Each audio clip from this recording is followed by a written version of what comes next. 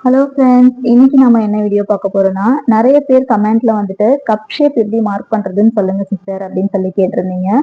அவங்களுக்காக தான் இந்த வீடியோ. இது வந்து ஃப்ரண்ட் பார்ட் நான் வந்து கட் பண்ணி எடுத்திருக்கேன். கீழே பார்த்தீங்கன்னா நம்மளுக்கு மேனுவலா அந்த சென்டர் பாயிண்ட்னு ஒன்று நமக்கு தெரியும் இல்லையா, அதை பாயிண்ட் பண்ணிட்டு அதே மாதிரி கீழே கீழே நம்ம மார்க் பண்ணியிருப்போம் இல்லைங்களா, அந்த மார்க்ல இருந்து சைட்ல ரெண்டு பக்கமும் நான் வந்து 1 இன்ச் வந்து மார்க் பண்ணிக்கிறேன். அதாவது 1 இன்ச்ல இருந்து 1.5 இன்ச் வரைக்கும் நம்ம மார்க் பண்ணலாம். அது நல்ல ஷார்ப்பா வேணும்னு கேக்குறாங்கன்னா நீங்க 1.5 இன்ச் கூட மார்க் பண்ணிக்கோங்க.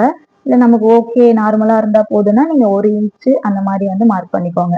இன்னைக்கு வந்து நான் 1 இன்ச் வந்து மார்க் பண்ணிருக்கேன். அதுல வந்து நான் வந்து இப்ப லைன் வந்து வரைஞ்சு எடுத்துக்கிறேன்.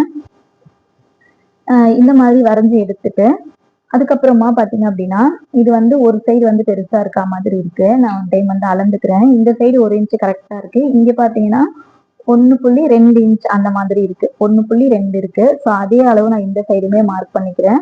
நம்ம ரெண்டு சைடும் ஒரே அளவு மார்க் பண்ணி அதை வந்து குடிச்சிங்கன்னா கரெக்டா இருக்கும். ஒரு இன்ச்ல இருந்து 1.5 இன்ச் வரைக்கும் நீங்க எவ்வளவு வேணாலும் வந்து மார்க் பண்ணிக்கலாம். அவங்க எந்த அளவுக்கு ஷேப் கேட்கறாங்களோ அதுக்கேற்ற மாதிரி நீங்க அட்ஜஸ்ட் பண்ணி மார்க் பண்ணிக்கோங்க. இப்ப இந்த சென்டர் பாயிண்ட் வந்து நான் மார்க் பண்ணிக்கிறேன். இது வந்து சைடு, அதாவது நம்ம கொக்கி மாற்ற சைடு இருக்கு இல்லைங்களா, அந்த பக்கம் இது. இப்போ இந்த புள்ளியில இருந்து நம்ம சென்டரா பாயிண்ட் பண்ணிருக்கோம் இல்லைங்களா, அந்த புள்ளியில இருந்து இந்த டாட் வந்து எவ்வளவு தூரம் இருக்கு அப்படின்னு பாத்தீங்கன்னா 1.5 இன்ச் இருக்கு. அதே அளவு இந்த சைடுக்குமே நான் வந்து மார்க் பண்ணிக்கிறேன். அதே 1.5 இன்ச் வந்து அந்த சென்டர் புள்ளியில இருந்து இந்த சைடு இந்த டாட் பிடிக்கிறதுக்கு மார்க் பண்ணிக்கிறேன். அதே மாதிரி ஆம்கோல் சைடு பிடிக்கிற டாட்டுக்குமே அந்த 1.5 இன்ச் வந்து நான் மார்க் பண்ணிக்கிறேன். இந்த மாதிரி நீங்க அளவெடுத்து தச்சு பாருங்க, நிஜமாவே பர்ஃபெக்டா வரும்.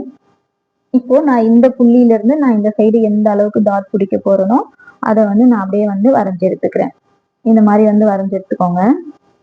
கரெக்டா ஆம்கோல் சைடு வரா மாதிரி வந்து பாத்துக்கோங்க. இந்த மாதிரி வரைஞ்சதுக்கு அப்புறமா நம்ம எவ்வளவு வந்து பிடிக்க போறோமோ அதை வந்து நம்ம வரைஞ்சுக்கலாம். இப்ப இந்த சென்டர் புள்ளியில இருந்து அந்த டாட் எவ்வளவு தூரம் டிஸ்டன்ஸ் இருக்குன்னா 1.5 இன்ச் இருக்கு. அதாவது 3 சைடும் ஒரே அளவு வரா மாதிரி நான் வந்து மார்க் பண்ணி எடுத்திருக்கேன். சரிங்களா, அதாவது கேப் அந்த சென்டர் புள்ளியில இருந்து அந்த டாட்டோ வந்து எண்டாகிற இடத்துக்கு உள்ள அந்த கேப் வந்து 1.5 இன்ச். இப்ப நான் வந்து தையல் போடுறதுக்கான அந்த லைனை வந்து வரைஞ்சுக்கிறேன்.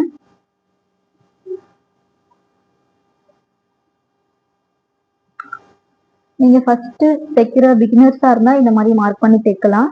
இது நீங்க ரெகுலரா தச்சுட்டே இருந்தீங்க அப்படின்னா உங்களுக்கு அப்படியே வந்து உங்களுக்கே தெரியும் எந்த இடத்துல வந்து நம்ம டாட் பிடிக்கணும்ன்றது அப்படியே உங்களுக்கு ஈஸியா வந்து வந்துடும்.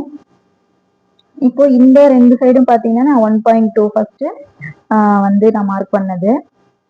அவ்வளவுதான். இந்த மாதிரி வந்து நீங்க மார்க் பண்ணி எடுத்துட்டு இப்ப இதை வந்து எப்படி வந்து ஸ்டிச் பண்றது, நம்ம அந்த லைன் வரைஞ்சிருக்கோம் இல்லைங்களா, அந்த லைன்லயே அப்படியே வந்து அந்த டாட் எல்லாமே வந்து நம்ம தச்சு எடுத்துக்கலாம். ஃபர்ஸ்ட் கீழே மார்க் பண்ணோம் இல்லைங்களா, அந்த டாட் வந்து நம்ம தச்சுக்கலாம். கீழே வந்து அந்த நம்ம மார்க் பண்ணிருக்க ரெண்டு லைனும் ஒன்னா இருக்கான்னு பார்த்துட்டு அப்படியே வந்து ஸ்ட்ரெயிட்டா ஒரு தையல் போட்டுக்கலாம். இந்த தையல் போடும்போது பாத்தீங்க அப்படின்னா வளைச்சு எல்லாம் கொண்டு வரக்கூடாது. அப்படியே கிராஸா நம்ம அந்த மார்க் பண்ண பாயிண்ட்ல வந்து நிக்கணும். அந்த பாயிண்ட் ஆண்டு வந்து யூ ஷேப் வி ஷேப்ல எல்லாம் வளைச்சுலாம் எடுக்கக்கூடாது. அப்படி எடுத்துட்டு வரும்போதே கரெக்டா அந்த லைன் நேரா எடுத்துட்டு வந்தீங்கனாலே அந்த கப் ஷேப் வந்து பர்ஃபெக்டா வந்து உட்காரும். இந்த மாதிரி தச்சு எடுத்துக்கோங்க. நான் வந்து 2 தையல் போட்டு எடுத்திருக்கேன். இப்போ நம்ம இந்த கொக்கி சைடு இருக்கு இல்லையா, அந்த சைடு வந்து நம்ம தச்சுக்கலாம்.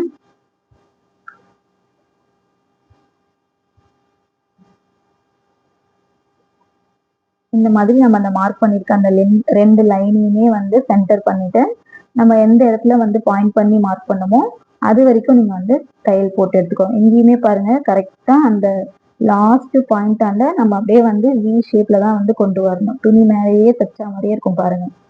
நம்ம அந்த முனையில வந்து வளர்ச்சி எல்லாம் கொண்டு வந்தீங்கன்னா ஒரு மாதிரி அந்த இடத்துல வந்து தூக்குனா மாதிரி இருக்கும். அந்த மாதிரி இருக்காம இந்த மாதிரி கரெக்டா அந்த லைன்லயே வந்து தச்சுட்டு வர பாருங்க.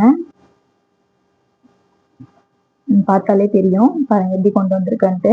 அப்படியே கிராஸா வரணும். அதாவது தையல் வந்து வளைஞ்சு எல்லாம் வரக்கூடாது. துணியை தைக்கும் போதே ஃபர்ஸ்ட் கிராஸா வந்து வச்சுக்கோங்க. நேரா வச்சீங்கன்னா அந்த முடிக்கும் போது நம்ம துணியை வளைச்சோம்னா அந்த கர்வ் வந்து வந்துடும். நம்ம வைக்கும் போதே இந்த மாதிரி கிராஸா வச்சு அந்த லைனை மட்டும் நம்ம ஸ்ட்ரெயிட் பண்ணி தைச்சாலே போதும். துணியை ஸ்ட்ரெயிட் பண்ணி தைக்க தேவையில்லை. நம்ம வைக்கும் போது கிராஸா வச்சுக்கோங்க. இப்போ நம்ம இந்த ஆம்கோல் சைடு இருக்க அந்த டாட்டையுமே வந்து பிடிச்சிக்கலாம்.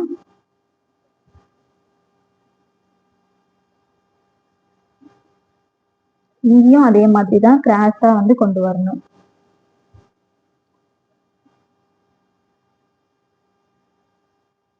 எல்லா இடத்துலயுமே நான் 2 தையல் போட்டு எடுத்துக்கிறேன். அந்த முனையில வந்து ரஃப் அடிக்கணும்ன்றது தேவையில்லை. கொஞ்சம் நூல் விட்டு கட் பண்ணாலே போதும். அது பிரிஞ்செல்லாம் வராது. ஆனா கொஞ்சம் நூல் விட்டு கட் பண்ணி எடுத்துக்கோங்க. ரஃப் அடிச்சு எடுத்தீங்கன்னா அந்த இடத்துல மொத்தமா இருக்கும். பார்க்க நல்லா இருக்காது. அவ்வளவுதான். இப்ப நான் உங்களுக்கு இதை பிரிச்சு காமிக்கிறேன் பாருங்க. எப்படி இருக்கு. இந்த மாதிரி தான் வந்து நம்ம ஃப்ரண்ட் பார்ட் அந்த கப் ஷேப் வந்து இந்த மாதிரி நீங்க வந்து மார்க் பண்ணி தைச்சு பாருங்க. அதோட இந்த வீடியோ பிடிச்சிருந்தா எனக்கு ஒரு லைக் பண்ணிக்கோங்க. நம்மளோட சேனலை மறக்காம சப்ஸ்கிரைப் பண்ணிக்கோங்க.